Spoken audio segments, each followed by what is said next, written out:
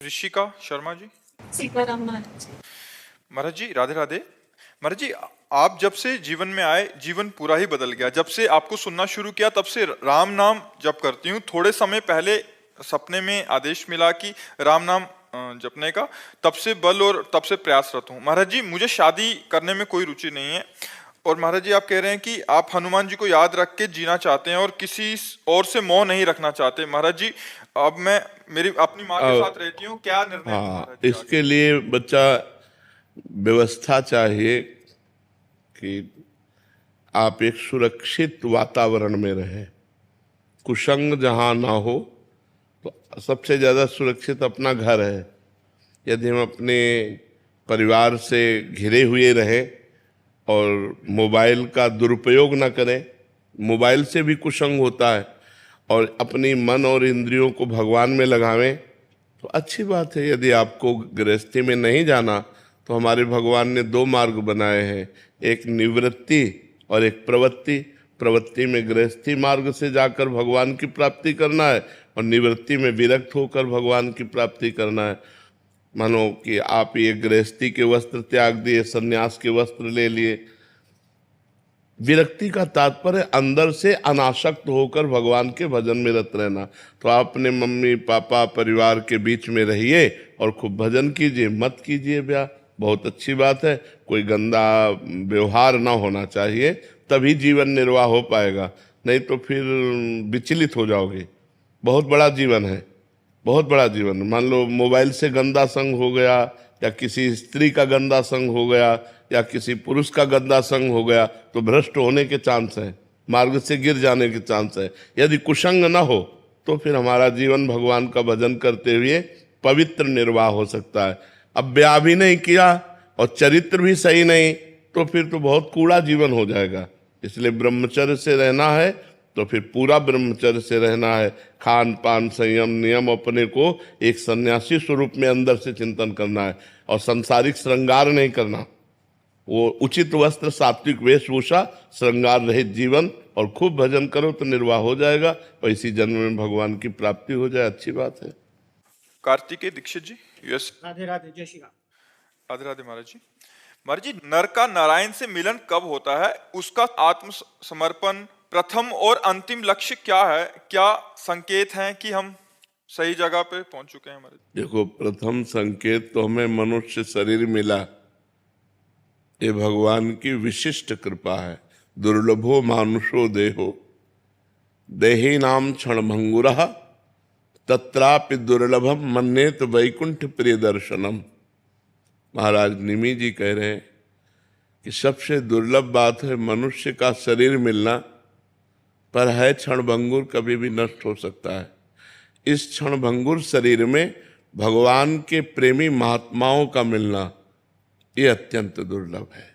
तत्रापि दुर्लभम मन्येत वैकुंठ प्रिय दर्शनम। जो जिसको देखकर भगवान प्रसन्न होते हैं, ऐसे संत का मिलना बड़ा दुर्लभ है। यदि संत मिल गए तो प्रथम प्रारंभ शुरू हो गया हमारे अध्यात्म का। प्रथम भगति संतन कर संगा, जब द्रवहि दीन दयालु राघो तो साधु संगति पाइए। जब हम भगवान के प्रेमी संतों का संग पा जाते हैं तो वहीं से हमारा आत्म विस्मरण जो हुआ था, वो आत्मस्मरण प्रारंभ हो जाता है। वहीं से हमारा भगवान से अपनापन प्रारंभ हो जाता है।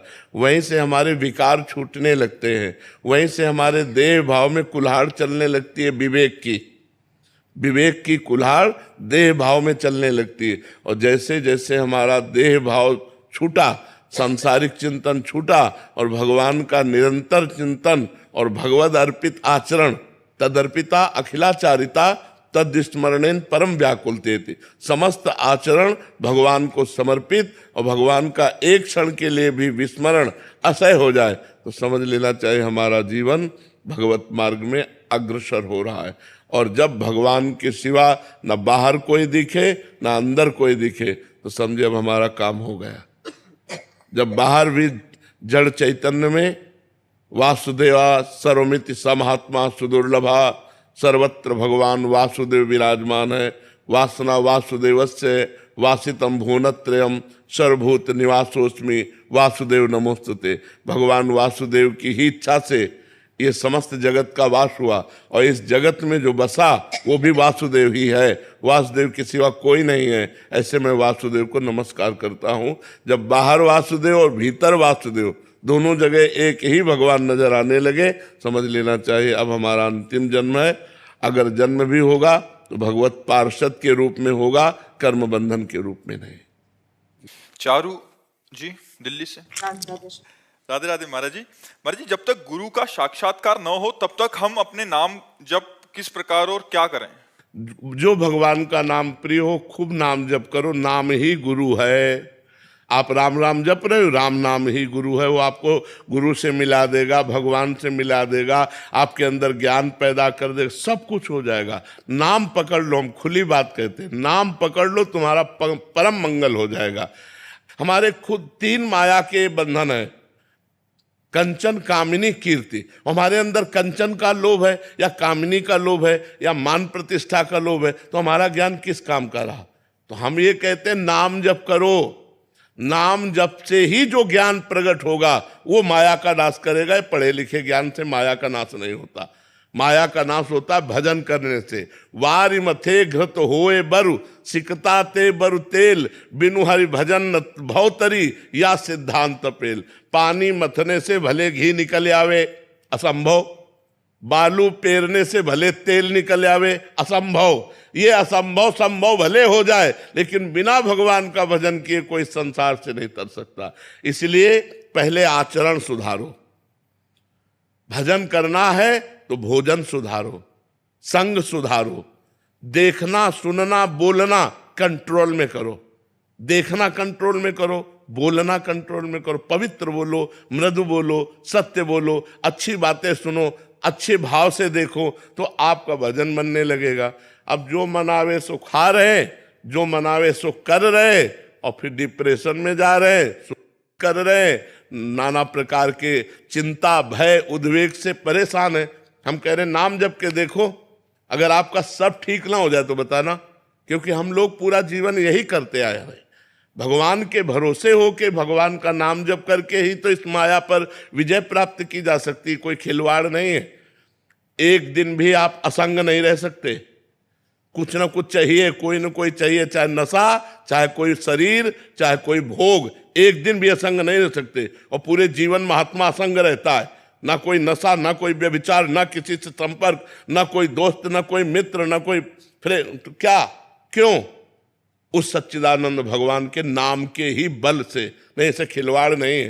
ये बाबागिरी या भगवत भजन या अध्यात्म ये खेल तमाशा नहीं। आपका अगर चरित्र खराब है तो चाहे जितना माला घुमाओ, ये भी बात ध्यान रखना, कोई फर्क नहीं पड़ेगा। जैसे घड़े में पानी भरा और छेद है, वो कभी भरने वाला घड़ा नहीं।